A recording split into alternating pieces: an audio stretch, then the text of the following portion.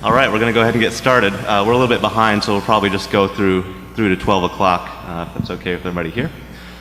This panel is on how compliance regulations get made, and we have David Mortman as our moderator here, a repeat speaker at Source. He's put together a great panel from quite a different number of different regulatory requirements, and I'm going to let him introduce his panel. So, David. Thanks, Chris. So we're going to talk, I have a panel of experts here who have been involved in one way or another in how various compliance regulations we have to deal with on a daily basis get made. I'll let my panelists introduce themselves, starting with Katie Masouras, who is Skyped in from Kuala Lumpur. Thanks. So I'm Katie Masouras. Can everybody hear me? Yep. All right. So I'm a senior security strategist with Microsoft, and I am actually, at this moment, in Malaysia. And I'm here for the ISO meeting, ironically enough. So I'm working on an ISO draft standard on responsible vulnerability disclosure.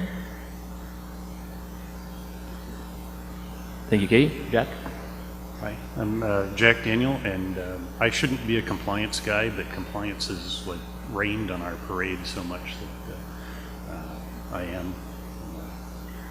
I'm actually a network and systems admin who's grown into a whole bunch of other jobs, but that's what I do. I fix things that mangle our packets, but I can't even do that without compliance getting in my way.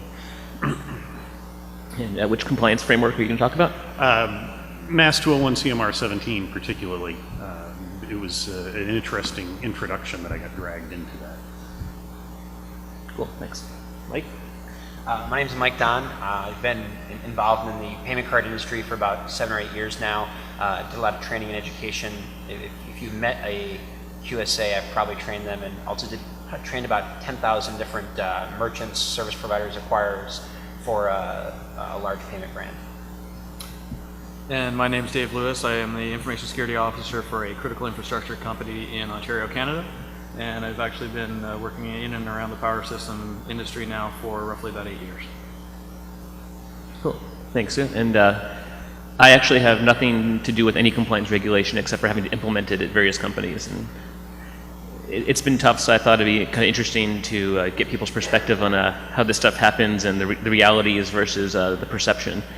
So first I would like our panelists to tell me about how they got involved with this whole compliance thing to begin with, and why they're still involved, and then we can get into some stories about how things actually happen. Katie? Okay, you all sound a little bit like Hubert right now, so I don't know if I sound any better to you. But we'll try and make this work. So we've actually been trying this all week with the plume of doom, the volcano grounding half of the ISO delegates. So we've had intermittent problems with trying this, so we'll see how well it works here.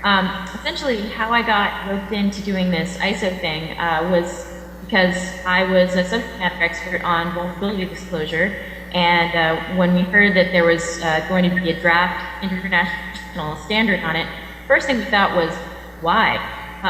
There were certainly enough guidelines out there. So the way that ISO works is that people vote by national body, and only about 4 of all the participating national bodies voted against creating an ISO standard. The United States was one of those 4. But since other countries thought it would be valuable and useful, it did get passed into a work item for the ISO group. So once that happened and it was a work item, well, we decided to work on it. So I got tapped to be the subject matter expert for the U.S. national body on vulnerability disclosure, participating in the ISO process. So that's how it happened to me. So now that you've been involved with this for a while, do you still think it's a good idea? Well, define good. Are you ready to come home yet? What? Are you ready to come home yet? Oh, well, I'm always ready to come home from the road because, I hate leaving my family. But, no, it's been a bumpy ride, all told, and especially this week. It's been particularly dramatic, and one would not think that standards meetings would be dramatic, because there's a whole lot of formality and, you know, old men yelling at clouds, and it's pretty, you know, it's pretty dry stuff, the stuff of standards, but the emotions that are involved, the territorialism, the politics, both actual politics, because this is on the score of national bodies, so these are literally nations, you know, coming together to try to make an, you know, an agreement, but, you know, the usual type of politics going on. So it's never dull, I can tell you that much. And yes, I am quite ready to come home. Thanks. Jack? So my path into dealing with compliance more than tangentially was a few years ago. People started talking about this pending Massachusetts regulation 201 CMR 17. I would occasionally touch people that were dealing with PCI assessments or other things in my role as a support engineer for Astara. People would need help figuring out what's going on. But 201 CMR 17 was here in Massachusetts, and it was the regulatory and prescriptive component of our breach disclosure law. And so I read an article in I don't remember where, but I looked at it and said, oh, that sounds kind of interesting, but it seems odd. And then I found a blog post about it from someone who seemed like they ought to know, and the two contradicted considerably. So then I took the leap of faith and wound my way through and found the actual document, read all 6 pages of it, and discovered both articles were substantially wrong, and that the subject matter experts hadn't read 6 pages. And so I thought that was it, but I made a few comments, a couple of blog posts, spoke about it in a couple of groups, and the next thing, you know, I kept getting dragged deeper and deeper into it, and it was a lot of misinformation about it. And then I realized that, wow, that's true of everything that I look at, from PCI to, you know, you name it, that there are a lot of people spouting things, and people are taking advice. My customers are taking advice from people who don't know what they're actually talking about. That's kind of scary. Yeah. Mike? Is this a particular question, or was there I'm just going to experience? you're going to talk about sort of how you got involved in this, and you know, why you're doing it today. And Yeah, certainly. You know, I got involved in it a long time ago when I was working for a card brand, and they were looking for someone who had actually implemented the particular standard to help train and educate a lot of other people. And I'm still involved in it today because, well, when it comes to the payment card industry, when it comes to compliance, you know, PCI standard is one that tends to cut across multiple organizations, and I still find that a lot of people need that kind of level of education. I did definitely want to echo what Katie mentioned in terms of the emotion and the politics and territorialism that exists. These types of things exist in every type of organization, and unfortunately they exist in many different associations and such, and so you see different types of people making plays, right?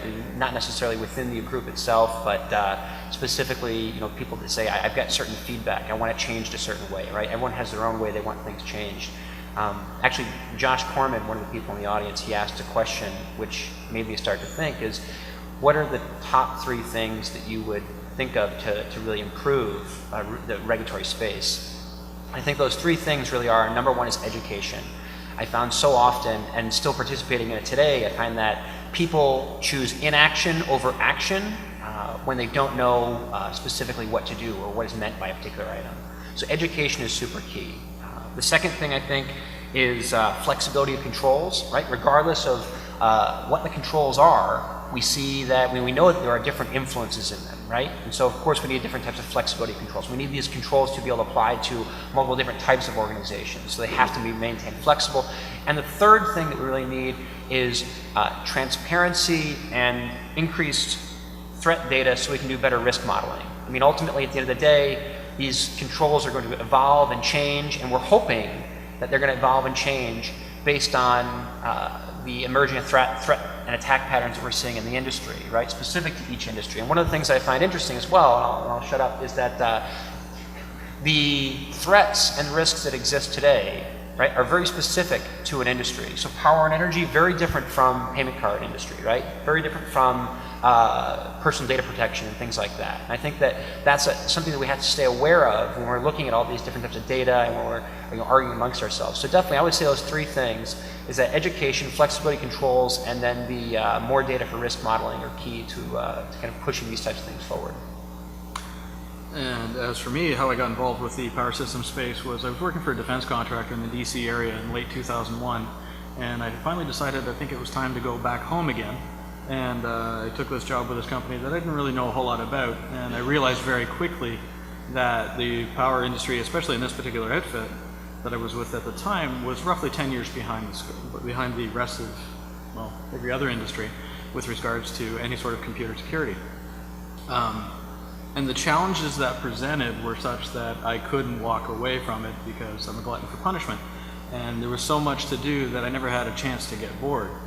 Now, after about 6 years of that, we got the organization as a whole to actually a very good place, and I was able to move on.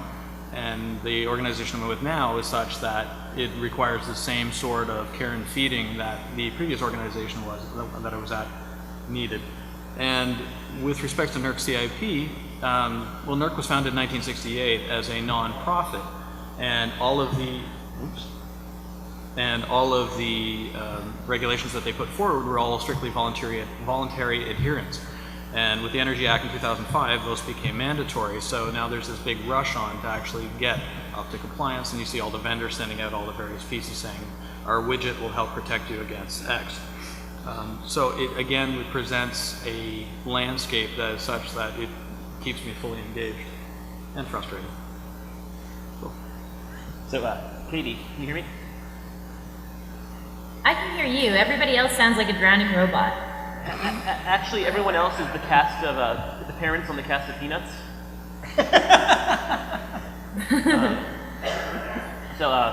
Yesterday when you and I were talking, you were filling me in some of the more crazy politics stuff that was going on in terms of how things actually happen in ISO. It was very enlightening. I was hoping that you could summarize some of that, and you were saying that, or maybe tell us about some of the specific drama that you, to the extent that you can. Well, the drama is actually still ongoing. So, you know, I've been working on this for close to 3 years at this point, you know, the draft has gone through various iterations, and one of the problems is that to be the editor, which is basically the person in charge of the content of the draft, to be the editor of a draft, you don't actually have to be a subject matter expert in the area that you are drafting. This seems counterintuitive, however, this is just one of the things, quirky little things about ISO. So as a result, you know, there's a working group that's comprised of experts and from various national bodies, and then there's the editor, and the editor sort of is in charge of, you know, running the working group and gathering all, you know, gathering all the input from the experts. And sometimes these discussions get really heated, especially when you're dealing with somebody who isn't familiar with the subject. So arguments around proper terminology, I can think of basically, you know, some of the very basic terminology around vulnerability disclosure, such as, oh, I don't know, vendor.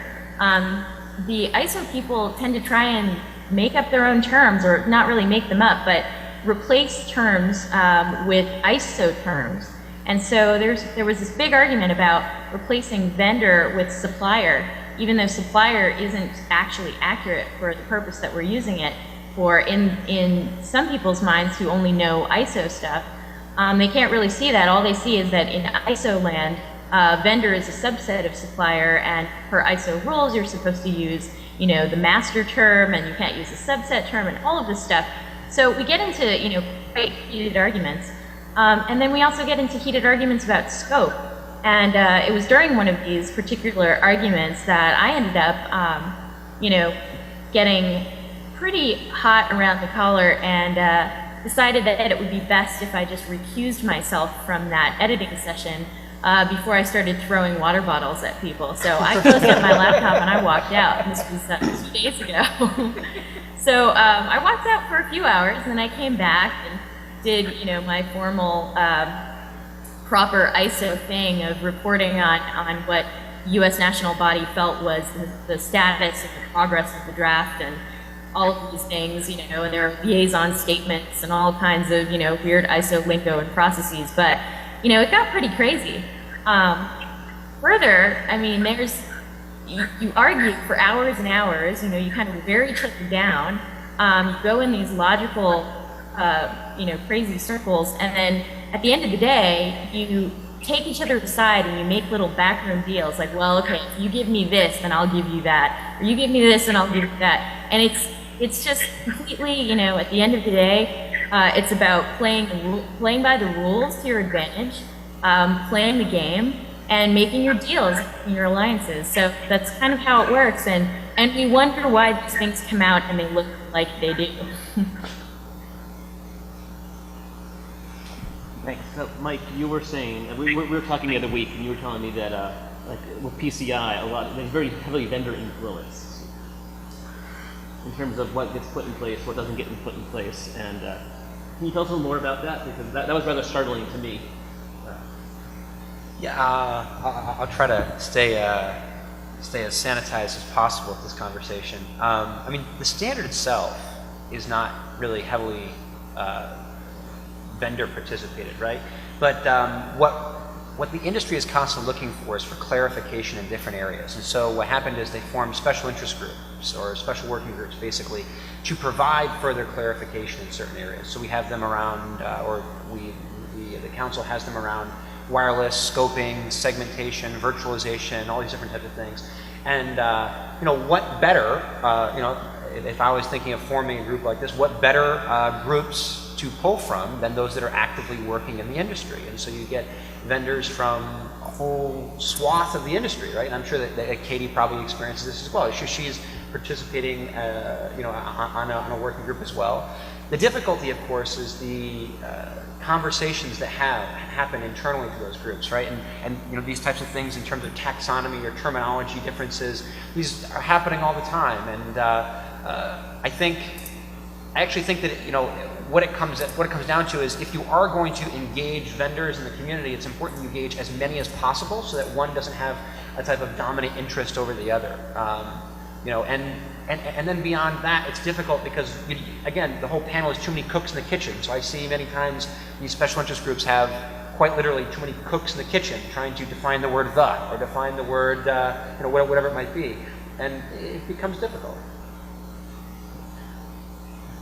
So, David, do you see things like that? Absolutely. Well, with NERC drafting committees, it's made up of asset owners. Sorry. With the NERC drafting committee, it's made up of asset owners from across the industry, and by and large, there are a few security people that are involved in these draft meetings, but they tend not to be. They tend to be more for the asset owners that are more geared toward the power systems themselves, as opposed to a security bent. So then you have that sort of battle. As well, I'm also involved in several NIST subcommittees for smart grid, and again, you see similar battles again. Although you also see, especially with the the NIST privacy group on smart grid, you see a great deal of really good work being done. So, there are checks and balances along the way, but yeah, there tend to be an overabundance of opinions that tend to drown each other out. And the more people you get involved, the more of a sane playing field you can get. It doesn't always work out that way, but.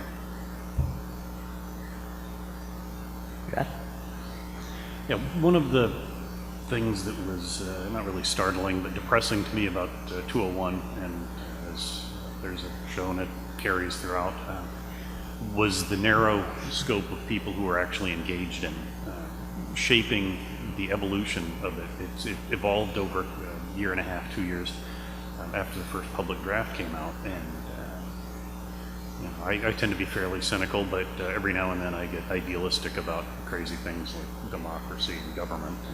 It doesn't take long to be reeled back in, but what happened here in Massachusetts was there were public hearings, and I thought, hey, great, public hearings, let's see when they are.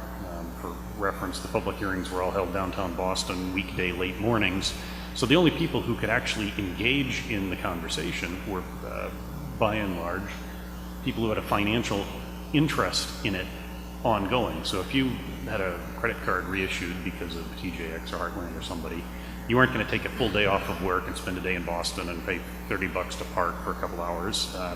However, if you happen to own a chain of stores or were legal counsel or something for a trade group, you absolutely would take the day off, and that's the way these hearings went. Person after person got up and talked about the burden of regulation, and these are the businesses who've lost our credit card data in the first place, or lost our personal information in the first place here in Massachusetts, still under the shadow of TJX. At one of them, I was the only voice who spoke as a privacy advocate. I didn't speak for the groups I'm in. I didn't speak for my employer. I said, I'm here because I'm a resident, a citizen, a taxpayer, and I've got 2 credit cards and a debit card in my wallet, and 2 of them are under 3 months old because of people not protecting my stuff. And that was like a lone voice in the wilderness, and I was pretty quickly dismissed first round, so I was a little more aggressive later, but it was just the people who had a vested interest in the regulation were the only people involved, and it shows in where it ended up. And it also meant that the technology groups, we didn't have vendors involved. It was the businesses that were going to be impacted. So it's the same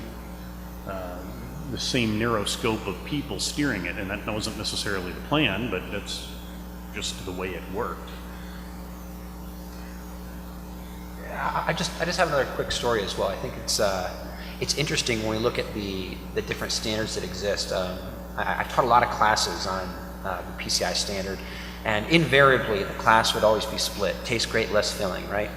Half the audience would say, way too specific, right? I mean, it really is one of the most specific standards out there. The other half of the class would say, oh, it's way too vague, right? Because there are still some areas for interpretation. And of course, the cynic in the back room would say, no, it's specifically vague.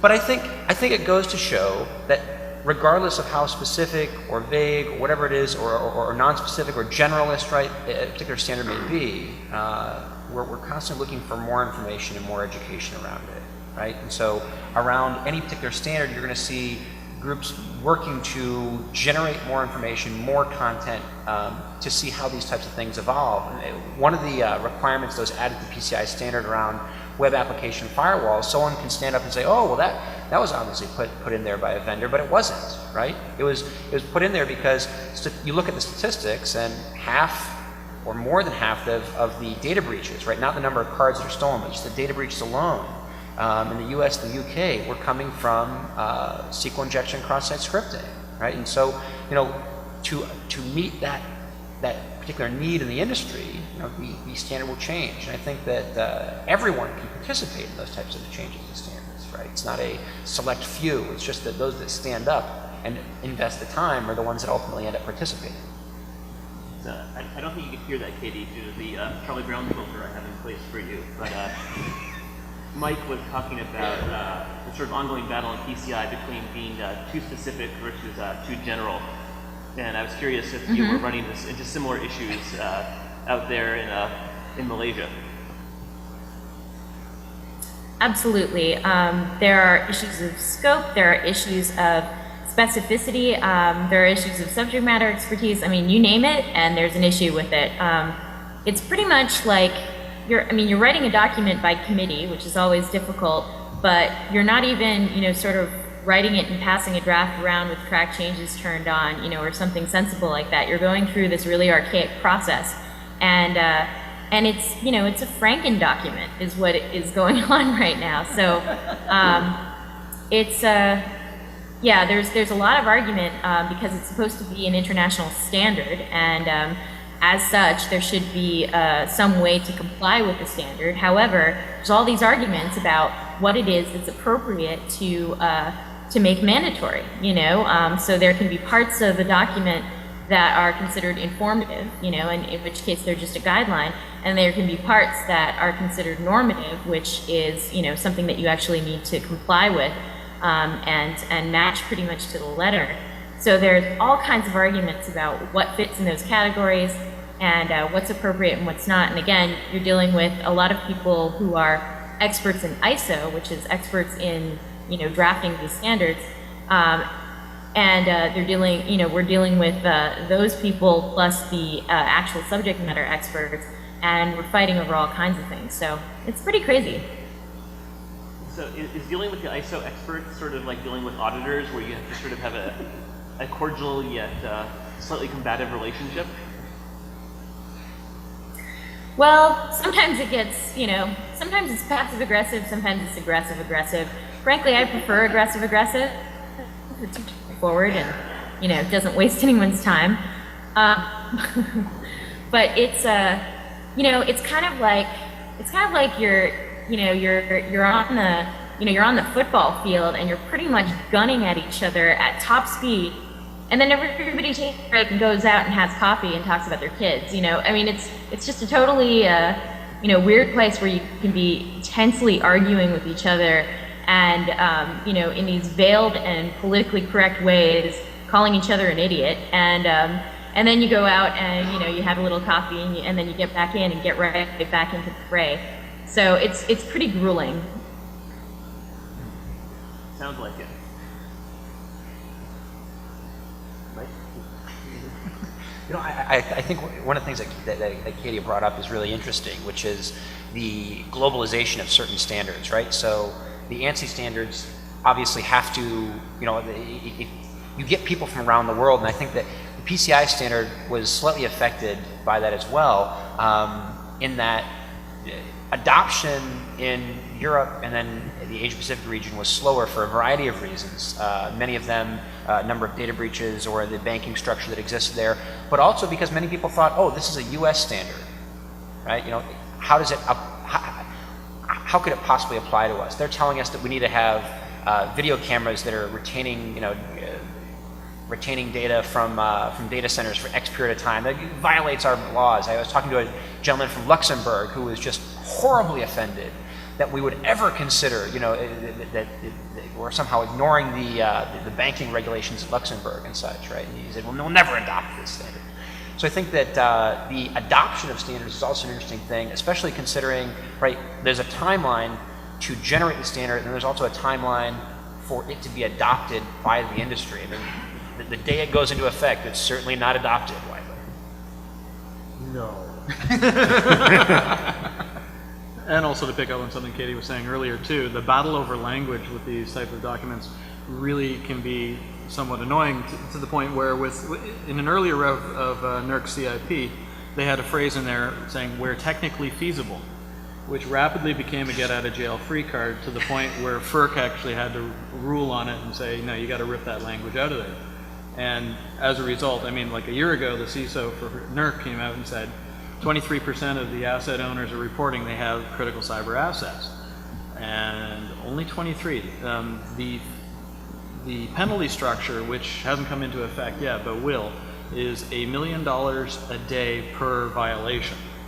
So I'm imagining that 23% will actually shift rather quickly in the coming months and years. So, Katie, Dave was saying that for NERC, it's $1 million a day penalty per violation. Per violation. Are you going to put anything like that in? For a violation, well, no, that would be a big no. Yeah, that would not be a normative clause in this standard. Thanks. 201, there are a couple of interesting things, listening to the others, points. One of them that makes this particularly interesting is that it's written by the Office of Consumer Affairs and Business Regulation, as was mandated in the law. They had a few conversations with the Attorney General's office, but from listening to the AG, the Assistant Attorney General who spoke a couple of times, they weren't in-depth conversations. And it's being enforced by the AG's office because OCABR doesn't actually have enforcement. So we had one group of people write a regulation, take feedback from the community at large, which was largely the business community because those are the only people that could justify the time. A little feedback from senators because they got beaten up by the same business community that was already voicing their opinions overwhelmingly. And then it gets pushed over and it's up to the AG to enforce it. And that's makes it entertaining. And the adoption delay point is one of the things. Since it evolved and was delayed several times, and it was supposed to be phased in, and then it was slowed, and then it delayed and re-edited, it's been pushed out far enough that there's an almost universal belief that we'll maybe do a little bit for those that are even aware of it. We'll do a little bit, enough to cover certain assets, shall we say, and then we'll just hope we're not the test case, and then we'll decide how much of a hammer they put down on people, and then we'll decide how much to invest in this. And so even though it's finally settled, it's done, they're not going to do anything, the adoption rate, I would hazard, is extremely low. And a lot of people are taking a wait-and-see attitude, and just like anything else that's got an attorney general behind it, whether or not she was just defeated in a tight Senate race with Scott Brown, which might make her bitter, you don't want to be the test case. And that's no way to run a business, though. I mean, the flip side of that is these things impact our business, and we need to make rational decisions on them. And so we have, nebulous things, and we have special interests driving them. And then at some point in time, somebody has to make a decision how we're going to implement these regulations and whether or not we can afford to, because one of the things that, especially working in small businesses, I've done for years, one of the things that often gets overlooked when we have discussions like this or about compliance is that if you think, we talk about the threat of hackers versus the threat of, auditors or whatever. There's a bigger threat in a lot of small businesses, especially in this economy, improving as it is. If you don't make payroll on Friday, everything we're talking about is theoretical. Now, if you make payroll for the next, 52 Fridays, then we need to start worrying about some of those. But we need to have regulations that make sense in a business level, and any of these, you can make those arguments. Okay, so I'm going to have one last question for my panelists, and then the floor will be open for questions or comments from you all. And my question for you all is, if you had the opportunity to do this again, would you have gotten involved in the first place? I'll let Katie start. So I probably, well, it depends. If I knew the things that I know now, going in, yes, I would. It would be, it's a double-edged sword, I mean, the more I learn about ISO and all the rules and everything, I think a little bit more of me dies every day, quite honestly. But on the other hand, a couple of years in this process, I'm still a babe in the woods in terms of ISO stuff, and in terms of this particular working group, SC27, which is in charge of the IT security standards, IT security standards and techniques. So, I mean, SC27 has been around for almost 20 years. It'll celebrate its 20th anniversary this October in Berlin at that ISO meeting. So, I don't know. God, somebody shoot me if I'm still doing this in 20 years.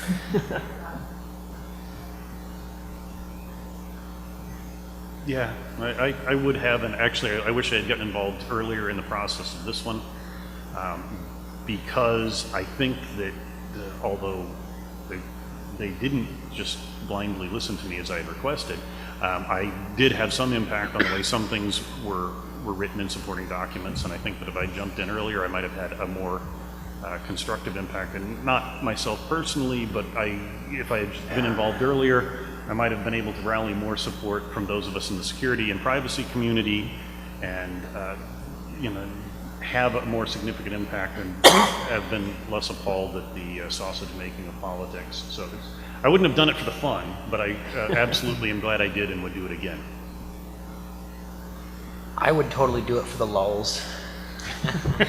No, I definitely think it was a very helpful and educational process. I would do it all over again, I think the exact same way. One of the things that I find is that getting involved in these types of processes really helps you understand quite a bit more how regulations get made and what the intent is behind them. Again, I just can't reinforce enough how important it is to really educate yourself about something. You may have gone out and said, well, I read X regulatory standard unless I know a lot about it, and I can tell you that is 300% false, right? You could even say I read it several times and I read several blog posts about it, and so I understand it. No, that's not the case, right? Until you really spend some time in it, and then to the nth degree, the old adage is that when you really understand something, it's the moment you start to teach it, right? So I think that once you really get involved in these types of things and get yourself involved in the creation process, that's when you can really start to get a handle on what goes into making these, what some of the influencers are, and what the intent is behind a lot of these aspects. Sometimes it's better for us to know why we're doing something than to just be told to do it. And by being involved in that process or understanding the influencers behind it, it's going to really help enable you and help others in your organization to adopt something like that, or to adopt it in a way that is both cost and business effective to your organization. You mean you can't skim a regulation and then bitch about it? Well, I would say 98% of the population does believe they can just skim the regulation, and as you say, talk about it as such. Again, it's important that we educate ourselves as much as possible, right? Go out and read Anton's book if you want to know more about PCI compliance. Talk to someone about it. I got to tell you, from having conversations with other people that exist in other areas, I think I know what a particular regulation means, but talking to Jack, even this morning, I learned quite a bit more about the Massachusetts law. So it's really understanding what all the influencers are to better understand what decisions you want to be making going forward. Would I get involved again? Yes, I would actually. Purely for the challenge of it. This is an industry that actually needs all the help it can get. And I'm by no means the only one fighting the good fight. But NERC CIP is not a great document on the face of it, but it's better than nothing, because this is a industry that really has been lacking those sort of controls historically. And it's an evolving process. I mean, they're currently drafting version 4 of NERC CIP, and that'll be going out for comments. And as these iterations moving forward, they are actually taking the time to listen and remove language like where technically feasible. And the one thing that it becomes a bit difficult, and something that we have to take forward as into this industry as a whole, to educate them that compliance is not equal security. And more often than not, I've run into organizations, like I also work with the NERC vulnerability team, so I run into other organizations as a result of that, and they say, well, we were compliant. Yeah, but that only gets you partway there. The compliance is the bare minimum. Any questions, comments? Josh, you look like you want to say something.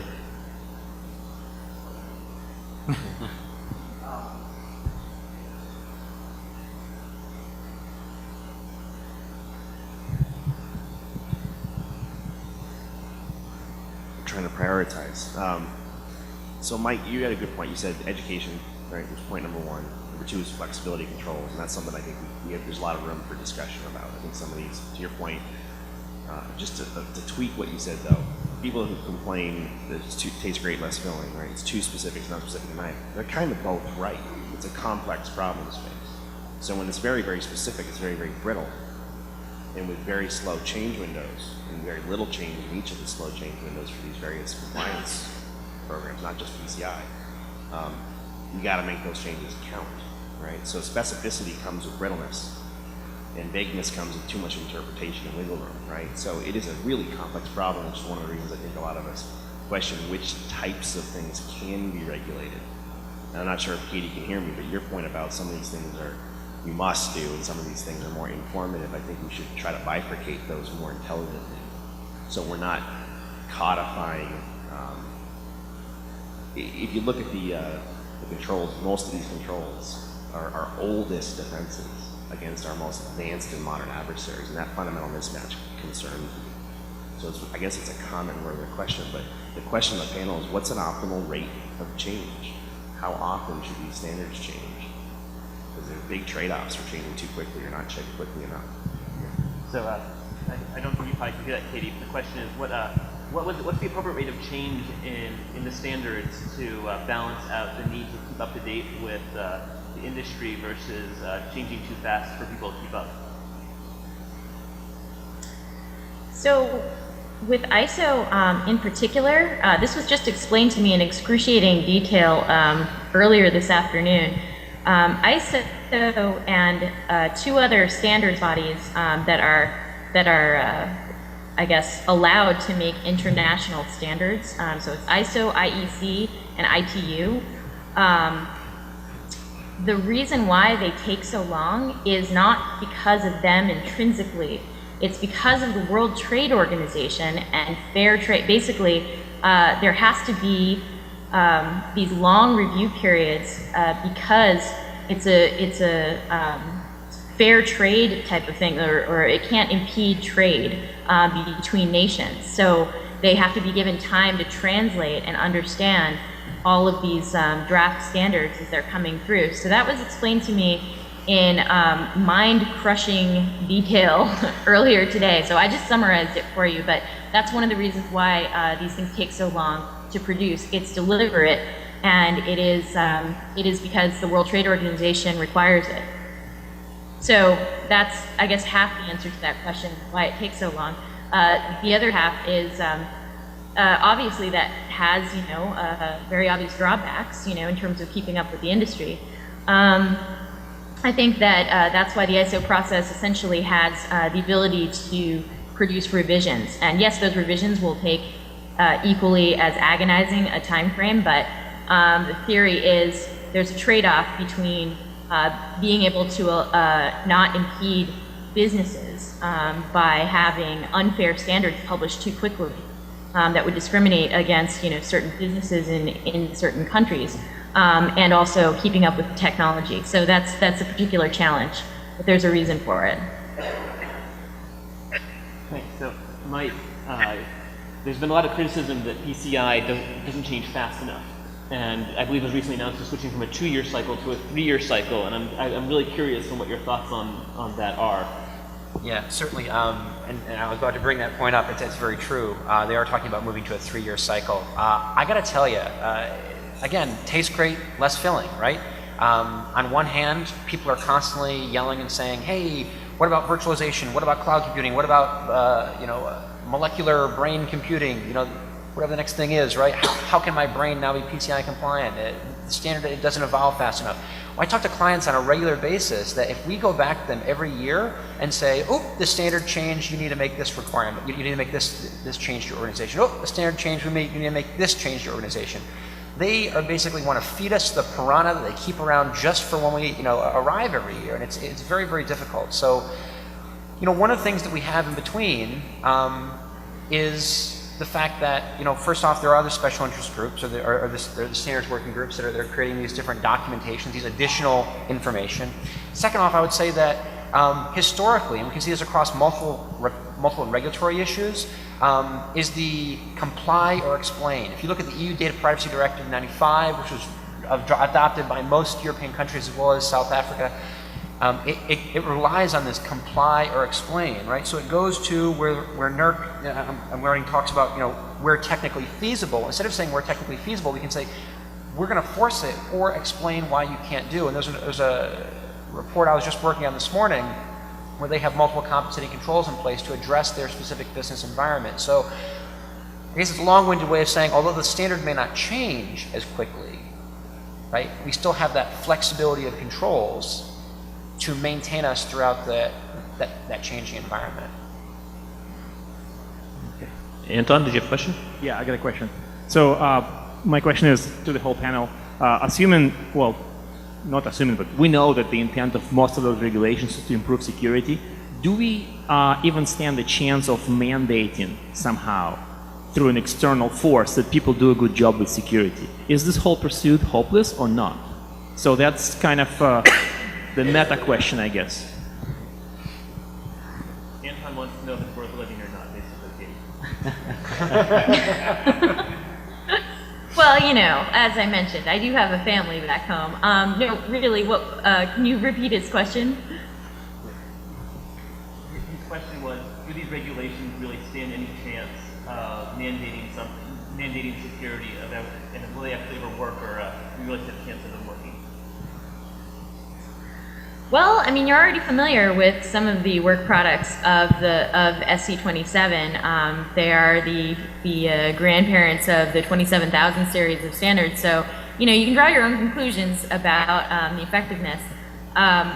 All I know is that I and the other experts in this working group are trying really hard to make sure that this particular standard on vulnerability disclosure is meaningful, actionable, and since its focus is based on vendor actions in receiving vulnerability information and handling it and disseminating vulnerability resolution information, we're just doing the best we can to make sure that it's it's easy to understand, especially for vendors who have never done this before. This is really what this what this standard will actually help.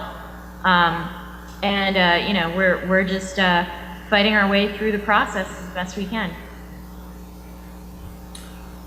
Oh, and actually, by the way, the name of the project just got changed today, so how about that for drama? It's no longer called Responsible Vulnerability Disclosure. Anyone want to guess what it's called now? Please, take a guess. Irresponsible disclosure? No, actually, responsible has been dropped from the name, and it is now called Vulnerability Disclosure, which frankly is a much better title for what it actually is. So the problem with changing the title of a standard draft in progress is that it often represents a change in scope, and that's something that usually ends up canceling the project. So it was misnamed in the first place because how can you really define a process in ISO that has more than one party, and one of the parties actually won't probably be ISO compliant? I'm pretty much guessing. Researchers can do whatever they want. So when we convinced the editor to scope this down to affect vendors only and really be a resource for vendors to be able to understand how they're supposed to, in the best circumstances, act when a researcher reports vulnerabilities to them, we tried to get it changed to something reasonable, like guideline for vendors to handle vulnerabilities or something like that, but that would have been a change in scope, which I guess the editor wasn't willing to do. However, we were able to convince the editor to at least drop the responsible from it, because it drops sort of the morality part of the name of the standard. So anyway, just an FYI, the name has changed. It's now Vulnerability Disclosure. I think it's totally worth it to actually have these things and move forward with them, because with NERC, for example, I've already seen a decided shift towards security in the industry. It's still got a long way to go, but there is actual, you can see definite proof within various organizations that changes are actually being affected. So I'm not, for all my gnashing of teeth and frustration with that particular document, I'm not one to throw the baby out with the bathwater. I think it is actually something that is showing a great deal of improvement in that sector. Oh, I wasn't sure if we were all going to comment on everyone. I mean, the can or should, right, is a really interesting question, and I think that it's important that we strike this balance. If we look historically about regulation, deregulation, we see this in the shipping industry, we see this in the credit card industry, even before now, right, in terms of interest rates and things like that. There's a constant regulation, deregulation. I've got a relatively nice, I'm slightly biased, blog post on the evolution of regulation, deregulation, and the sine curve that exists. But we are always going to strike a balance in terms of effectiveness. I think that the industries become regulated and then deregulated naturally. Maybe a little bit slightly phase shifted to the right in terms of the timeline. So a little bit after the need is necessary, and a little bit after it's no longer necessary. But I think that type of balance happens naturally to a degree.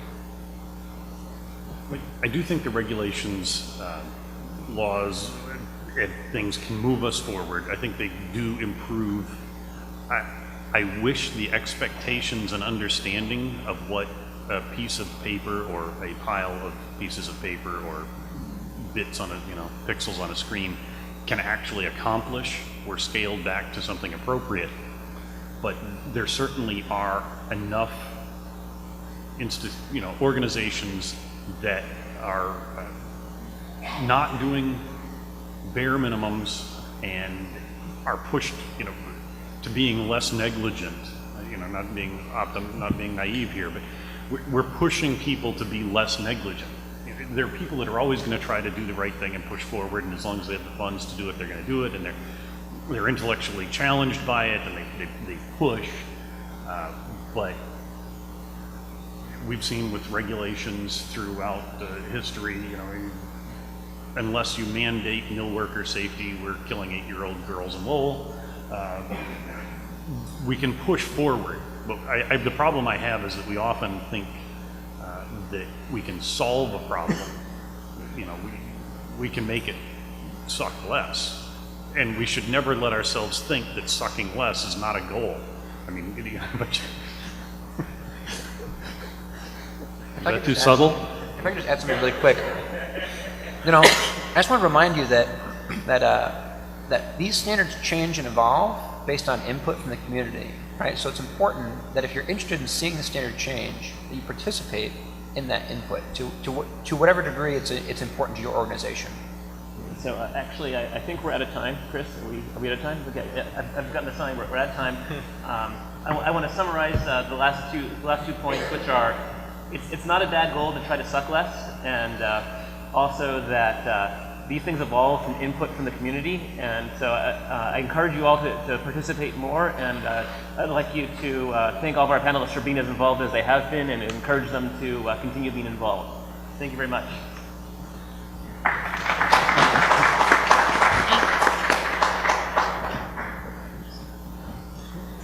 Can I crush your heads now? Yeah. Crush your heads! Thank you, Katie. Thank you. See you later. Bye. Bye.